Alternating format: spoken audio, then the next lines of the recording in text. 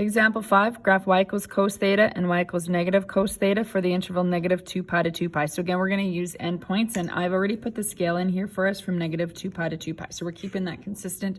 Every 2 squares, I'm using a pi by 2 value, or increasing by pi by 2. So to graph y equals cos theta, if you remember, it always starts at the y-intercept of 1 or the maximum. So it starts here, and that's because if you look at the unit circle at 0 degree, or 0 radians or 0 degrees, it's going to have the x-coordinate be at 1. So I remember this as my starting point, and again, I must always go down through the median before passing through the min. So that's important that we almost missed the median there. Do that. So again, I use that analogy of like crossing the border.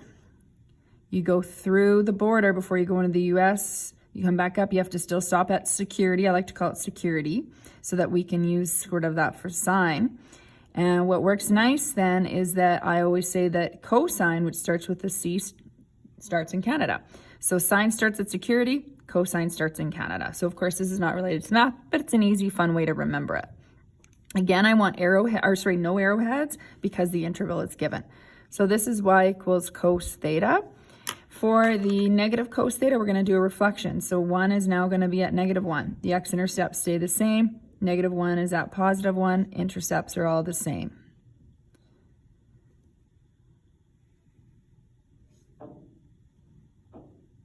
And away we go here.